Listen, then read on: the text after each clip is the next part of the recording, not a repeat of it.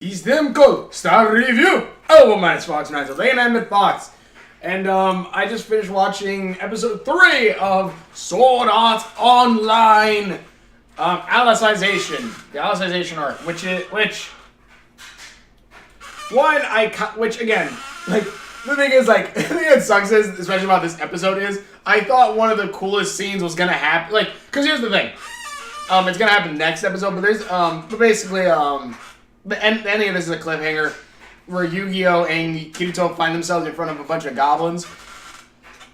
And of course, there's gonna be a fight scene. Well, there's a scene that's gonna happen that's oh my god, 10 out of 10 edgy badass kind of scene where it's just like, oh, off kind of thing, but also it's just kind of like hilariously awesome. But the thing is, like, watch this episode, because this episode takes place, like, literally right after the last one. And basically, also, like, there are some things I kind of like about this. Because because this is the episode where, Kirito and Yu-Gi-Oh! Are continuing cutting the tree down.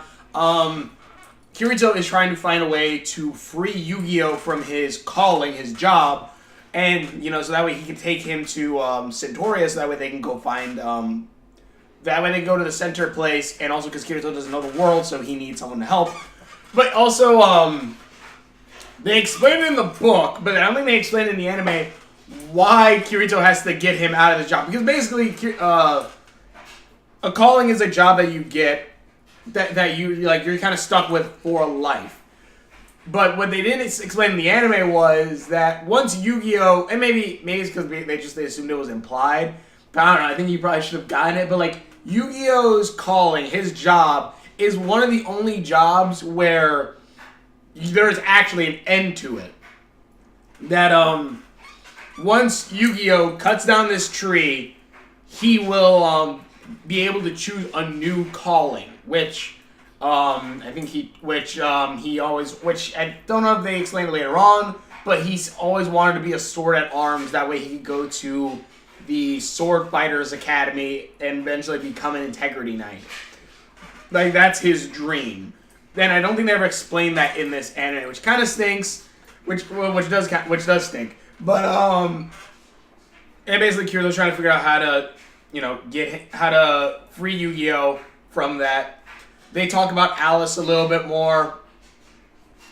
And, like, here's the thing, like, 'cause when I read the books, I kind of like this, and eventually, like, there will be a kind of scene like that where it's brought up, but, like, I always love, ever since Kingdom Hearts 2, I'm going to bring up Kingdom Hearts, and it's because, ever since Kingdom Hearts 2, I always like, it's always a heartbreaking thing that I've seen, but I always love it, because it's, like, eventually when, like, they do meet up again, but it's, like, the two best friends, or, like, the family, or something like that, where, like, they don't remember each other. Like, they were close, they were awesome, but because of whatever reason, they forgot who each other was, or, like, somewhere deep inside, they do remember who they are to each other. And I will say, in Alicization arc, I'm really hoping they don't F that up, because they bring it up once, they this, and, like, the past couple books, it has not been brought up again. But basically, because, Yu-Gi-Oh! And Alice have no recollection of Yu-Gi-Oh! Has no recollection of who Kirito is, and Kirito has no recollection of who Yu-Gi-Oh! Is, but eventually that will be brought up later on, especially in the next episode, where one of them will actually start to remember a bit, but then immediately, like, after that, like, it's never really brought up again until probably way later on. Hopefully, I don't know if it ever will. So far, the books hasn't come up, but I'm kind of hoping that will happen. But again, I'm hoping that might happen, because they are going over stuff that I wish Kirito would be like, yeah, this is that of that great hero, and you could be like, how do you know that? Or, like, are you remembering something? And then Kirito, like, I don't know. I feel like that, like, there's many good scenes where, like, Kirito could have said, like, why does this feel familiar? They hinted at it last episode when the first episode where last episode where he wakes up in the underworld. But in any case, that's not the point. But basically, Kirito gets more info on Alice, how Alice got taken away. And, Yu-Gi-Oh! Also brings up, like, man, I wish there was something better than this dragon bone axe to cut this tree down with. And Yu-Gi-Oh goes, hold on. Leaves, comes back and has basically the dark repulsor kind of, which I'm not going to be surprised later on in the series or the season if Kirito dual wields the dark repulsor with, or this sword with his other sword that he's going to get soon. But basically, he has the Blue Rose Sword, which is the sword that they found in the Dragon's Keep, the Dragon's cave years ago, where, again, Kirito and Yu-Gi-Oh! Were both able to lift it. Or Kirito at least was able to lift that as a kid, but in this, Yu-Gi-Oh! Says, oh yeah, as a kid, I couldn't even lift this. And I'm like, so you're telling me Kirito was able to lift it, but you weren't back then? Bull crap. At least in the books, I think they said that they could barely move it. In this one, it's just like, oh yeah, I can slide this sucker out. And bang, guys. But basically, Yu-Gi-Oh! Had traveled to the cave, gotten the sword, and brought it back. And honestly, I will say, like, I love the artwork on this sword. It looks beautiful. It does look beautifully drawn. The colors on it are really nice. The shapes on it, it's a really beautiful drawn sword. I really love it. And like they call it like a divine object. I'm like, you know what? If there was a weapon that I'd say is a divine object, that would be one of them. But the Blue Rose Sword, but the thing is, Yu-Gi-Oh! Could barely pick this sucker up. Kirito, even though he's able to activate his sword skill, which again is another thing I like, is that Aincrad is basically where Kirito trained, kind of, and he's able to bring that into this world, which I kind of really like. I like that a lot. But I do like that a lot. And like Aincrad is brought up a lot more with certain things, because eventually Kirito will call his sword style Aincrad style with all the different skills he's learned from Aincrad. But Yu-Gi-Oh! And Kirito, but basically Kirito goes, he's like, let me try cutting the tree with this. And Yu-Gi-Oh's like, alright, you won't be able to, but try it. And Kirito takes the sword, starts channeling some sword skill power into it, slices.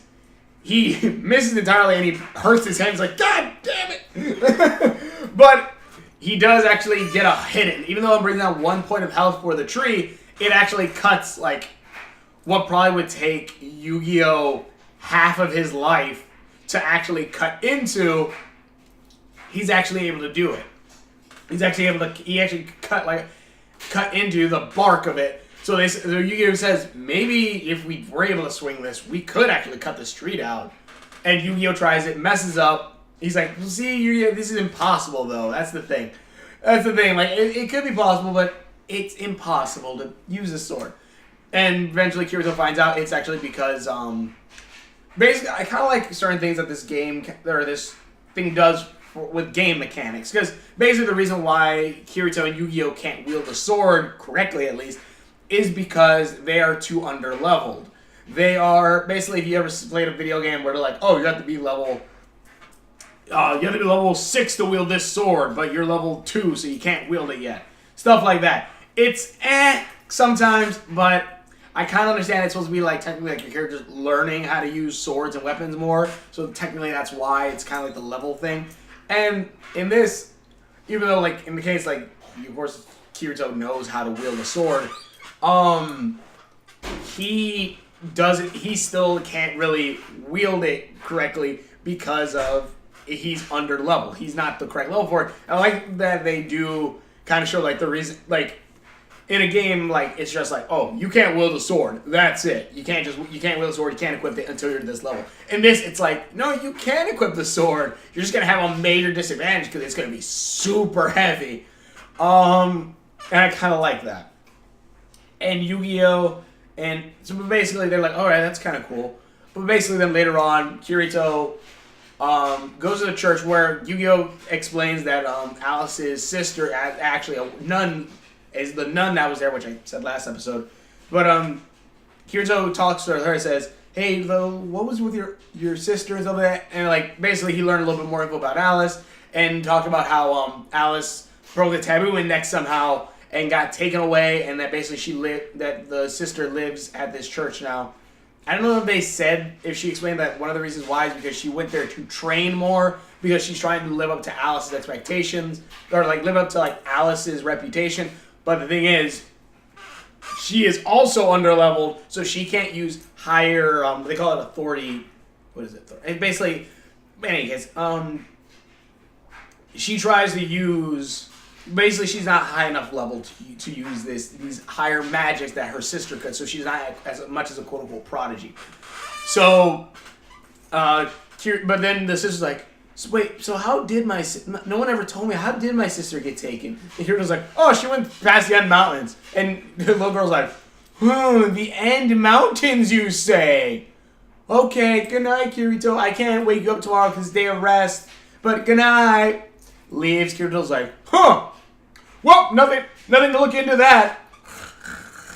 And then, of course, next day, girl is gone, and Kirito's like, oh shit. And he tells Yu-Gi-Oh! He's like, hey, have you seen Selga? And Yu-Gi-Oh's like, no. Or Yu-Gi-Oh! Asks Kirito, have you seen Selga? He's like, no. I think she might have went to the End Mountains because I might have said the wrong thing. And Yu-Gi-Oh's like, oh crap. So these two would then have to run all the way to these End Mountains, where Kirito's like, oh wow, this is cool. But again, in the books, and maybe that's why I feel like those people who are like, well, you see, in Harry Potter, the books way more into how this stuff works. But the thing is, unlike Harry Potter, which is usually seen as a good book series, I'm talking about Sword Art Online, which the newest book I got literally has exposition. And I think the first book had this too, but it literally has exposition from page 1 to page 52. By God, that is terrible writing. Like, Renki Kawahara likes to just dump exposition.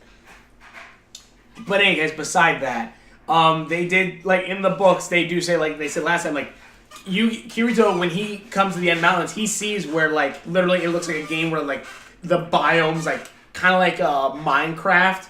How, like, oh, there's a jungle biome, immediate desert biome. Something kind of like that. Like he says, like, that's how these mountains are. Like, there's literally just a straight divide that separates them. And I'm like, huh. But like they skip that part because they would have to draw that and make another background, I'm assuming. But even then, I think like, it would have been kind of cool, like if he, I don't know, maybe some narration or something that, because he does narrate something, I think. I can't remember. But yeah, basically, Kirito and Yu-Gi-Oh! Go. And I love this part. Well, one, like, Yu-Gi-Oh! Uses the Sacred Arts, which Kirito finds out that it's just system commands. Like, and Yu-Gi-Oh! Doesn't know what a system is. He's like, oh, it don't mean anything. It's just their magic words to call upon the powers of the gods. And Kirito's like, oh, yeah, I know what it is. And I love it because they know that basically the sister is going to go touch is basically trying to get to the other end, the other side of the End Mountains to touch the Dark Territory. That way, the Integrity Knight can grab her and take her to Alice. That's what her thought process is. But again, like, they know this, and Yu-Gi-Oh! At least remembers that, like, oh yeah, it's really not even that far off from that bit. But I love that, like, and like, again, this girl has, like, had a morning head start. But I do love that both Kirito and Yu-Gi-Oh! Are like, let's leisurely stroll through these caves. Well, I don't know, it's random. Yu-Gi-Oh! Uses magic to light up the thing, like, the first episode of this with Alice, what Alice did. But, I like how they leisurely walk through the cave as they're talking, like, if she is taken by, if she touches that land, will Integrity Knight immediately come? And Yu-Gi-Oh's like, no, it'll take like a day. And Kirito's like, alright, then, you, me, and her, we can grab her and, like, leave. And Yu-Gi-Oh's like, no, I have my calling. And Kirito's like, alright, then I'll just take her and leave. It is my fault for doing this. And I'm like thinking, like, yeah, it is your fault. And Yu-Gi-Oh writes this, wow, you're so non-selfish. But then I'm also thinking, like, Kirito's kind of selfish in that regard because he's like, well, if she technically is on the run, she can technically come with me to Centauria and be my guide, kind of. Oh my God, Kirito's kind of an asshole, a little bit. But eventually they finally hear, "Ah, get over, you idiots!" And they're like, "Oh shit! All right!" And they run to there. They find the dragon, but then what they also find are goblins, bunch of goblins who say they're gonna sell Selka, I believe that is her name. Selka, Alice's sister, and the goblin's like, I was like, should we capture these two too? And they're like, and the goblin leaves like, nah, male humans. Because, they just say humans instead of humans. Humans! Male humans don't sell well. We'll make them into meat. And then Kirito's like, alright, we can take them, right, Yu-Gi-Oh? And Kirito's like, Yu-Gi-Oh? And Yu-Gi-Oh just standing there, his legs shivering. Yu-Gi-Oh! Yu-Gi-Oh! Yu-Gi-Oh! And then he summoned dual monsters. Oh, I love that name. But yeah, so then that's where the episode ends. I'm like, God damn it. Like, why do you call this episode End Mountains? Like, really? You couldn't, call the next one? Because the next one's going to be where they fight the goblins. And again, there's just going to be a ridiculous decapitation scene. And it's freaking... Even in the books, I read that, and I'm just laughing, because I'm just like, oh my god, that's so stupidly edgy badass that it's just hilarious.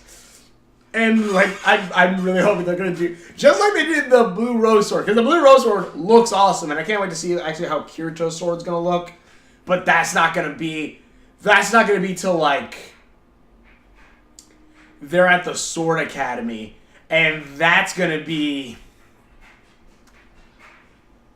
I'm trying to think, because they're maybe more than halfway through the main book, so kind of maybe halfway through the main book, because I'm trying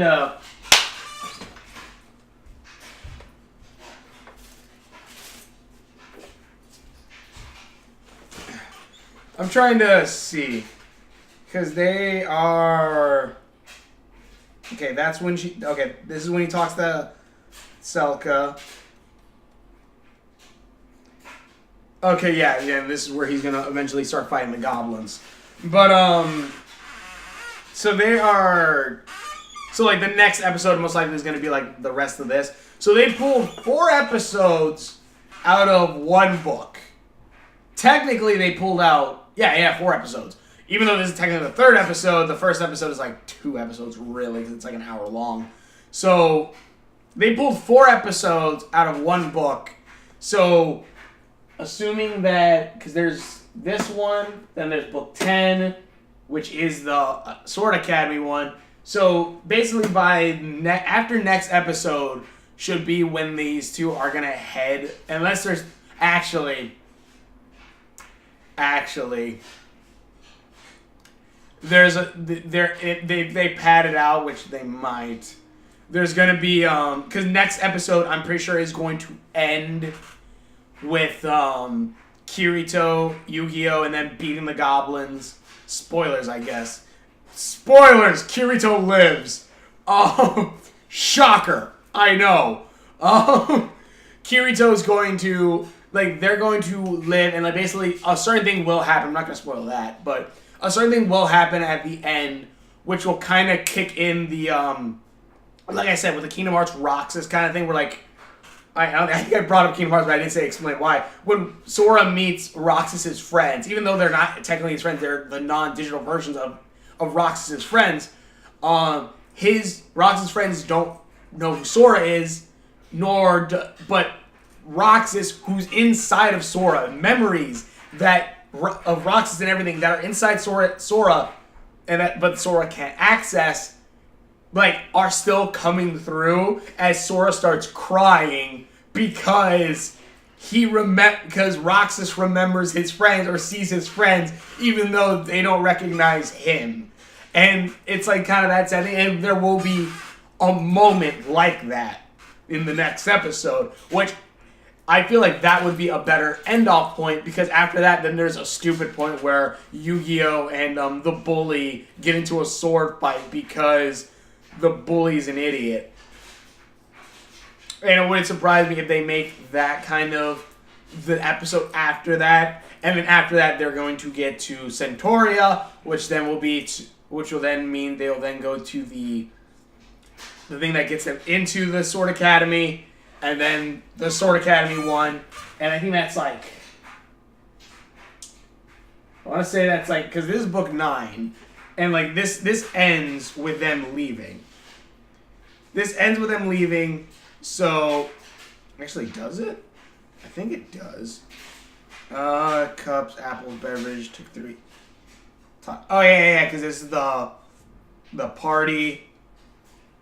Yeah. So this ends with them leaving and going toward the city, which then next one will be them basically enrolling to the academy and eventually getting into the academy and stuff like that. So the episode is this book is almost done, and then we'll probably have we're probably gonna have 2 more episodes of this book, and then we're gonna have another episode of then we're gonna have like probably another 4 to 5 episodes, I'm assuming, of the Sword Academy arc, unless they realize, maybe we should trim some of this down, because there's a lot of it we can fucking trim down. No, because starting next then you're gonna have Asuna finding out where Kirito is, which I'm sure is gonna be its own episode because it's own goddamn chapter for whatever reason. And that's gonna be a thing, and that's just like padding a lot of it, and like they repeat things that Kirito already knows, like, we use baby souls and stuff like that. But yeah, this is the thing. That's just how this is. That's how this is. I don't know. But I will say before I leave that before I end this, I do actually really like that what Yu-Gi-Oh's name, other than it being Yu-Gi-Oh. But a cool thing is that Yu-Gi-Oh is basically supposed to be the opposite of Kirito in some sense, but also kind of be his twin, as you can kind of tell from their designs are kind of similar, but his hair is like less messy. And then also like the whole point is that like Kirito is more like Kirito, like it sounds more hard, while Yu-Gi-Oh is more, calming and more soft, and that's kind of supposed to represent these 2 characters a little bit more. But yeah, I like that. That's just a quick thing. Again, there's things in this I like. There are things I do like in Sword Art Online. There's a good setup. There's characters that could go somewhere. There's some cool ideas for these worlds. But even like I'll probably make another video separate about this, but like they talk, like I saw an article that says, Reki Kawahara or like Sword Art Online set up a great new world for us to explore, and I'm like, do you remember the Aincrad arc? 100 floors. We only saw 4 or 5, and then even though like we can't explore everything, I know, but even then, we never got to the 100th floor. You had to wait for the movie, which isn't even in canon with the books, but it's canon with the anime series. And then flip that around a little bit too. Like in the first main books that are in the Aincrad one, which I think are only like 2 books. And mind you, this is a series that Alicization is like multiple books. Like this should last an entire season, not have to cut it in half with something else. This should last an entire season. If not 2. Possibly 2. The Aincrad arc was only like 2 books, and then they had to fill in more of what happened in between these books with another book that only has side stories in it. So keep that in mind, that like we're probably not, like, that's the thing, like, we're probably not going to see the entire world. We're like, oh yeah, the north is like Greenlands, while the west is like deserts, and the east is whatever, and the south is whatever, and stuff like that. We're probably not going to see, like, any of that. We're probably just going to see, like, the north and Centauria, and that's it. It wouldn't surprise me if that's the case.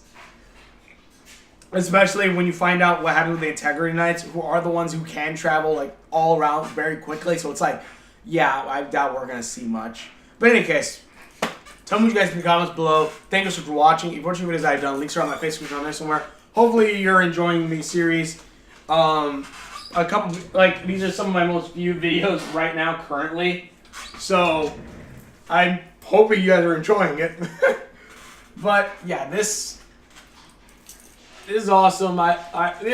They're dumb stuff, but I do like it. And eventually, like, because there's a sword shop. Well, there's an anime shop technically that's at this mall that's not far from here, and they sell the Blue Rose sword. They do sell it. I'm not sure if it looks exactly how the anime does, but then again, that's kind of cool thing about these. Like, they actually have pictures, so like they can make the anime. Like, okay, this is how this is supposed to look. So I'm kind of hoping. The one I'm probably gonna go buy the Blue Rose sword. And eventually, I'm gonna get Kirito's new sword if I can find that too. But yeah, like I'm eventually gonna find those. So because I'll put them up over here. But yeah. It's honestly not that bad. There's some bits that are funny, but there are some things I like about it. But anyway, tell me what you guys think in the comments below. Thanks for watching the videos I've done. Links are on my Facebook, on there somewhere. And we will see you later.